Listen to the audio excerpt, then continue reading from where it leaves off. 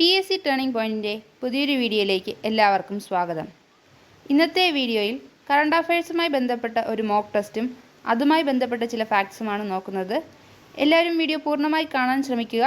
Video ഇഷ്ടപ്പെട്ടാൽ like ചെയ്യാൻ മറക്കരുത്. ഇതുപോലെയുള്ള കൂടുതൽ വീഡിയോകൾക്കായി ഞങ്ങളുടെ ചാനൽ സബ്സ്ക്രൈബ് ചെയ്യണേ. വീഡിയോയിലേക്ക് കടക്കാം. ആദ്യത്തെ ചോദ്യം നോക്കാം.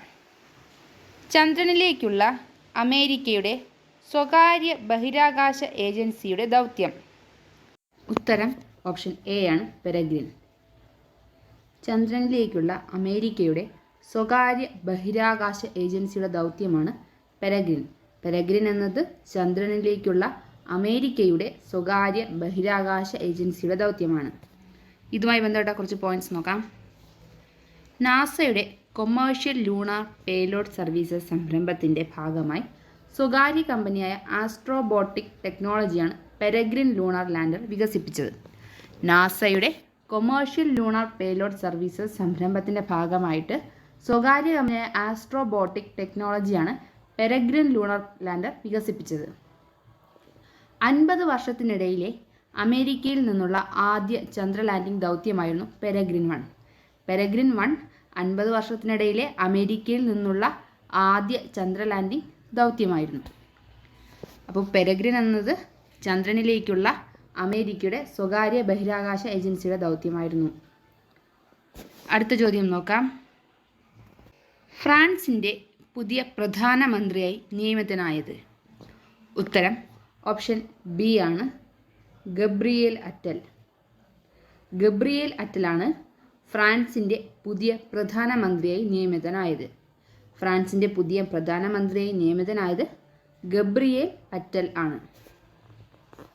പ്രധാനമന്ത്രിയായിരുന്ന എലിസബത്ത് ബോൺ രാജിവെച്ചൊഴിഞ്ഞ സ്ഥാനത്തേക്കാണ് വിദ്യാഭ്യാസ മന്ത്രിയായിരുന്ന അറ്റലിനെ പ്രസിഡന്റ് ഇമ്മാനുവൽ മക്രോ നിയമിച്ചത്.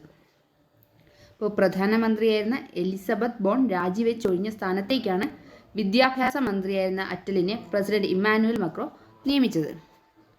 ഫ്രാൻസിൻ്റെ ചരിത്രത്തിലെ ഏറ്റവും പ്രായം കുറഞ്ഞ പ്രധാനമന്ത്രിയാണ് 34-കാരനായ അറ്റൽ. അറ്റൽ എന്നത് ഫ്രാൻസിൻ്റെ ചരിത്രത്തിലെ ഏറ്റവും പ്രായം കുറഞ്ഞ പ്രധാനമന്ത്രിയാണ്, 34 വയസ്സുകാരനാണ്.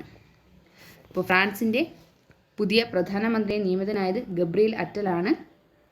നേരത്തെ പ്രധാനമന്ത്രിയായിരുന്ന എലിസബത്ത് ബോൺ രാജിവെച്ചൊഴിഞ്ഞ സ്ഥാനത്തേക്കാണ് വിദ്യാഭ്യാസ മന്ത്രിയായിരുന്ന അറ്റലിനെ പ്രസിഡന്റ് ഇമ്മാനുവൽ മക്രോ നിയമിച്ചത്.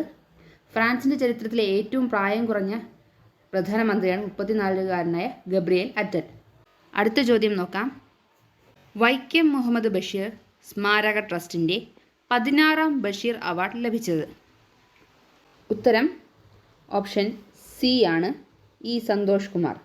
ഇ സന്തോഷ് കുമാറിനാണ് വൈക്കം മുഹമ്മദ് ബഷീർ സ്മാരക ട്രസ്റ്റിൻ്റെ 16ാം ബഷീർ അവാർഡ് ലഭിച്ചത്.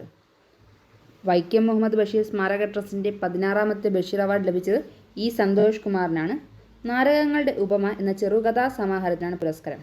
അപ്പോൾ ഇ സന്തോഷ് കുമാറിനാണ് വൈക്കം മുഹമ്മദ് ബഷീർ സ്മാരക ട്രസ്റ്റിൻ്റെ 16ാം ബഷീർ അവാർഡ് ലഭിച്ചത്.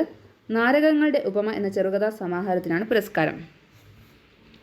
50,000 രൂപയും പ്രശസ്തി പത്രവും CN കരുണാകരൻ രൂപകൽപ്പന ചെയ്ത ഫലകവും അടങ്ങുന്നതാണ് അവാർഡ്. 50,000 രൂപയും പ്രശസ്തി പത്രവും CN കരുണാകരൻ രൂപകൽപ്പന ചെയ്ത ഫലകവുമാണ് അടങ്ങുന്നതാണ് അവാർഡ്. 15ാമത് ബഷീർ പുരസ്കാരം ലഭിച്ചത് M മുകുന്ദനാണ്. നൃത്തം ചെയ്യുന്ന കുടകൾ എന്ന നോവലിനാണ് M മുകുന്ദന് പുരസ്കാരം ലഭിച്ചത്. അപ്പോൾ 15ാമത് ബഷീർ പുരസ്കാരം ലഭിച്ചത് M മുകുന്ദനാണ്. നൃത്തം ചെയ്യുന്ന കുടകൾ എന്ന നോവലിനാണ് പുരസ്കാരം ലഭിച്ചത്. മഹാകവി G ശങ്കരക്കുറുപ്പിൻ്റെ സ്മരണയ്ക്ക് ഗുരുവായൂരപ്പൻ ട്രസ്റ്റ് നൽകുന്ന ഈ വർഷത്തെ ഓടക്കുഴൽ പുരസ്കാരം ലഭിച്ചത് PN ഗോപികൃഷ്ണനാണ്. കറണ്ട് അഫയേഴ്സുമായി ബന്ധപ്പെട്ട് സാഹിത്യമായിട്ട് ബന്ധപ്പെട്ട് മിക്കവാറും ചോദിക്കുന്നൊരു ചോദ്യമാണ് ഓടക്കുഴൽ പുരസ്കാരം. അപ്പോൾ മഹാകവി G ശങ്കരക്കുറുപ്പിൻ്റെ സ്മരണയ്ക്ക് ഗുരുവായൂരപ്പൻ ട്രസ്റ്റ് നൽകുന്ന പുരസ്കാരമാണ് ഓടക്കുഴൽ പുരസ്കാരം. അപ്പോൾ ഈ വർഷത്തെ ഓടക്കുഴൽ പുരസ്കാരം ലഭിച്ചത് PN ഗോപികൃഷ്ണനാണ്. കവിത മാംസഭോജിയാണ് എന്ന കവിതാ സമാഹാരത്തിനാണ് പുരസ്കാരം. ഈ വർഷത്തെ ഓടക്കുഴൽ അവാർഡ് ലഭിച്ചത് PN ഗോപികൃഷ്ണനാണ്. കവിത മാംസഭോജിയാണ് എന്ന കാവ്യ സമാഹാരത്തിനാണ് പുരസ്കാരം. അപ്പോൾ നമുക്ക് ഒന്നുകൂടെ നോക്കാം പോയിന്റ്സ്. വൈക്കം മുഹമ്മദ് ബഷീർ സ്മാരക ട്രസ്റ്റിൻ്റെ 16ാം ബഷീർ അവാർഡ് ലഭിച്ചത് ഇ സന്തോഷ് കുമാറിനാണ്. നാടകങ്ങളുടെ ഉപമ എന്ന ചെറുകഥാ സമാഹാരത്തിനാണ് പുരസ്കാരം. 15ാമത്തെ ബഷീർ പുരസ്കാരം ലഭിച്ചത് M മുകുന്ദനാണ്. നൃത്തം ചെയ്യുന്ന കുടകളാണ് കൃതി. ഈ വർഷത്തെ ഓടക്കുഴൽ അവാർഡ് ലഭിച്ചത് PN ഗോപികൃഷ്ണനാണ്. അപ്പോൾ PN ഗോപികൃഷ്ണനാണ് ഈ വർഷത്തെ ഓടക്കുഴൽ ലഭിച്ചത്. കവിത മാംസഭോജിയാണ് എന്ന കാവ്യ സമാഹാരത്തിനാണ് പുരസ്കാരം. അടുത്ത ചോദ്യം നോക്കാം. ഇന്ത്യയുടെ ആദിത്യ L1 ലഗ്രാഞ്ച് പോയിന്റിലേക്കുള്ള ഹാലോ ഭ്രമണപഥത്തിലെത്തിയത് എന്ന്? ഉത്തരം ഓപ്ഷൻ എ ആണ് 2024 ജനുവരി 6. 2024 ജനുവരി 6-നാണ് ഇന്ത്യയുടെ ആദിത്യ L1 ലഗ്രാഞ്ച് പോയിന്റിലേക്കുള്ള ഹാലോ ഭ്രമണപഥത്തിലെത്തിയത്. ഇന്ത്യയുടെ ആദിത്യ L1 ലഗ്രാഞ്ച് പോയിന്റിലേക്കുള്ള ഹാലോ ഭ്രമണപഥത്തിലെത്തിയത് 2024 ജനുവരി 6-നാണ്. 127 ദിവസത്തെ യാത്രയ്ക്ക് ശേഷമാണ് 15 ലക്ഷം കിലോമീറ്റർ അകലെയുള്ള ലക്ഷ്യത്തിലെത്തിയത്. അപ്പോൾ ആദിത്യ L1 127 ദിവസത്തെ യാത്രയ്ക്ക് ശേഷമാണ് 15 ലക്ഷം കിലോമീറ്റർ അകലെയുള്ള ലക്ഷ്യത്തിലെത്തിയത്. ഭൂമിയുടെയും സൂര്യൻ്റെയും ഗുരുത്വാകർഷണ ബലം തുല്യമായിരിക്കുന്ന പോയിൻ്റാണ് ലഗ്രാഞ്ച് 1 പോയിൻ്റ്. ലഗ്രാഞ്ച് 1 പോയിൻ്റ് എന്നത് സൂര്യൻ്റെയും ഭൂമിയുടെയും ഗുരുത്വാകർഷണ ബലം തുല്യമായിരിക്കുന്ന പോയിൻ്റാണ്. സൗരദൗത്യത്തിൽ വിജയിക്കുന്ന 4ാമത്തെ രാജ്യമാണ് ഇന്ത്യ. ഇന്ത്യ സൗരദൗത്യത്തിൽ വിജയിക്കുന്ന 4ാമത്തെ രാജ്യമായി മാറി. സൗരദൗത്യത്തിൽ വിജയിക്കുന്ന 4ാമത്തെ രാജ്യമാണ് ഇന്ത്യ. അടുത്ത ചോദ്യം നോക്കാം. ഇന്ത്യയിലെ ഏറ്റവും നീളമേറിയ കടൽപ്പാലം നിലവിൽ വന്നത്?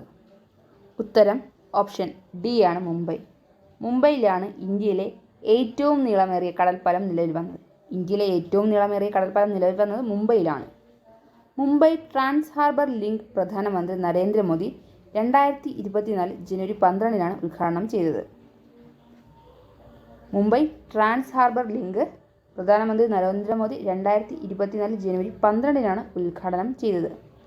മുൻ പ്രധാനമന്ത്രി അടൽ ബിഹാരി വാജ്പേയിയുടെ സ്മരണാർത്ഥം അടൽ സേതു എന്നാണ് 6 വരി കടൽപ്പാലത്തിന് പേര് നൽകിയിരിക്കുന്നത്. മുൻ പ്രധാനമന്ത്രി അടൽ ബിഹാരി വാജ്പേയിയുടെ സ്മരണാർത്ഥമാണ് അടൽ സേതു എന്ന് 6 വരി കടൽപ്പാലത്തിന് പേര് നൽകിയത്. മുംബൈയിലെ ശിവ്രി മുതൽ നവി മുംബൈയിലെ നാവസേവ വരെ 22 കിലോമീറ്ററാണ് ദൈർഘ്യം. അപ്പോൾ അടൽ സേതു എന്ന ഈ കടൽപ്പാലത്തിന് മുംബൈയിലെ ശിവ്രി മുതൽ നവി മുംബൈയിലെ നാവസേവ വരെ 22 കിലോമീറ്ററാണ് ദൈർഘ്യം. സംസ്ഥാനത്തെ ആദ്യ ദീപാലംകൃത പാലം സ്ഥിതി ചെയ്യുന്നത് ഫറോക്ക് കോഴിക്കോടാണ്. അപ്പോൾ കേരളത്തിലെ ആദ്യ ദീപാലംകൃത പാലം സ്ഥിതി ചെയ്യുന്നത് കോഴിക്കോട്ടിലെ ഫറോക്ക് എന്ന സ്ഥലത്താണ്. അപ്പോൾ ഇന്ത്യയിലെ ഏറ്റവും നീളമേറിയ കടൽപ്പാലമാണ് അടൽ ബിഹാരി. മുംബൈയിലാണ് നിലവിൽ വന്നത്. മുംബൈ ട്രാൻസ് ഹാർബർ ലിങ്ക് പ്രധാനമന്ത്രി നരേന്ദ്രമോദി 2024 ജനുവരി 12-നാണ് ഉദ്ഘാടനം ചെയ്തത്. മുൻ പ്രധാനമന്ത്രി അടൽ ബിഹാരി വാജ്പേയിയുടെ സ്മരണാർത്ഥം അടൽ സേതു എന്നാണ് 6 വരി കടൽപ്പാലത്തിന് പേര് നൽകിയിരിക്കുന്നത്. മുംബൈയിലെ ശിവരി മുതൽ നവി മുംബൈയിലെ നാവസേവ വരെ 22 കിലോമീറ്ററാണ് ദൈർഘ്യം. കേരളത്തിലെ ആദ്യ ദീപാലംകൃത പാലം സ്ഥിതി ചെയ്യുന്നത് ഫറോക്ക് കോഴിക്കോടാണ്. അടുത്ത ചോദ്യം നോക്കാം. സംസ്ഥാന സർക്കാരിൻ്റെ 2024 ഹരിവരാസന പുരസ്കാരം ലഭിച്ചത്? ഉത്തരം ഓപ്ഷൻ ഡി ആണ് PK വീരമണിദാസൻ. 2024 ഹരിവരാസനം പുരസ്കാരം ലഭിച്ചത് PK വീരമണിദാസനാണ്. 1 ലക്ഷം രൂപയും പ്രശസ്തി പത്രവും അടങ്ങുന്നതാണ് പുരസ്കാരം. 2023 ഹരിവരാസനം പുരസ്കാരം ലഭിച്ചത് PK വീരമണിദാസനാണ്. 1 ലക്ഷം രൂപയും പ്രശസ്തി പത്രവും അടങ്ങുന്നതാണ് പുരസ്കാരം. 2023 ഹരിവരാസനം പുരസ്കാരം ലഭിച്ചത് ശ്രീകുമാരൻ തമ്പിക്കാണ്. ശ്രീകുമാരൻ തമ്പിക്കാണ് 2023 ഹരിവരാസനം പുരസ്കാരം ലഭിച്ചത്. 2012 സംസ്ഥാന സർക്കാർ ഹരിവരാസനം അവാർഡ് ഏർപ്പെടുത്തിയത്. ആദ്യ പുരസ്കാരം നേടിയത് KJ യേശുദാസ്. 2012 മുതലാണ് സംസ്ഥാന സർക്കാർ ഹരിവരാസനം അവാർഡ് ഏർപ്പെടുത്തിയത്. ആദ്യ പുരസ്കാരം ലഭിച്ചത് KJ യേശുദാസിനാണ്. 2024 ഹരിവരാസനം പുരസ്കാരം ലഭിച്ചത് PK വീരമണിദാസൻ. 2023 ഹരിവരാസനം പുരസ്കാരം ലഭിച്ചത് ശ്രീകുമാരൻ തമ്പി. ആദ്യത്തെ ഹരിവരാസന പുരസ്കാരം ലഭിച്ചത് KJ യേശുദാസാണ്. അടുത്ത ചോദ്യം നോക്കാം. ബഹിരാകാശത്ത് ഫ്യൂവൽ സെൽ സാങ്കേതിക വിദ്യയിൽ വൈദ്യുതി ഉൽപ്പാദിപ്പിച്ച 2ാമത്തെ ബഹിരാകാശ സംഘടന? ഉത്തരം ഓപ്ഷൻ ബി ആണ് ISRO. ബഹിരാകാശത്ത് ഫ്യൂവൽ സെൽ സാങ്കേതിക വിദ്യയിൽ വൈദ്യുതി ഉൽപ്പാദിപ്പിച്ച 2ാമത്തെ ബഹിരാകാശ സംഘടനയാണ് ISRO. ഈ നേട്ടം കൈവരിക്കുന്ന ആദ്യ ബഹിരാകാശ സംഘടന നാസയാണ്. ബഹിരാകാശത്ത് ഫ്യൂവൽ സെൽ സാങ്കേതിക വിദ്യയിൽ വൈദ്യുതി ഉൽപ്പാദിപ്പിച്ച ആദ്യത്തെ ബഹിരാകാശ സംഘടന നാസ, 2ാമത്തെ ബഹിരാകാശ സംഘടന ISROയാണ്. Polymer electrolyte membrane fuel cell അടിസ്ഥാനമാക്കിയാണ് വൈദ്യുതി ഉൽപ്പാദിപ്പിക്കുന്നത്. Polymer electrolyte membrane fuel cell അടിസ്ഥാനമാക്കിയാണ് വൈദ്യുതി ഉൽപ്പാദിപ്പിക്കുന്നത്. 2024 ജനുവരി 1 വിക്ഷേപിച്ച PSLV C-58ൻ്റെ ഭാഗമായി വൈദ്യുതി ഉൽപ്പാദിപ്പിച്ചാണ് ISRO ഈ നേട്ടം കൈവരിച്ചത്. 2024 ജനുവരി 1 വിക്ഷേപിച്ച PSLV C-58ൻ്റെ ഭാഗമായി വൈദ്യുതി ഉൽപ്പാദിപ്പിച്ചാണ് ISRO ഈ നേട്ടം കൈവരിച്ചത്. ബഹിരാകാശത്ത് ഫ്യൂവൽ സെൽ സാങ്കേതിക വിദ്യയിൽ വൈദ്യുതി ഉൽപ്പാദിപ്പിച്ച രണ്ടാമത്തെ ബഹിരാകാശ സംഘടനയാണ് ISRO. 2024 ജനുവരി 1 വിക്ഷേപിച്ച PSLV C-58ൻ്റെ ഭാഗമായിട്ട് വൈദ്യുതി ഉൽപ്പാദിപ്പിച്ചാണ് ISRO ഈ നേട്ടം കൈവരിച്ചത്. അടുത്ത ചോദ്യം നോക്കാം.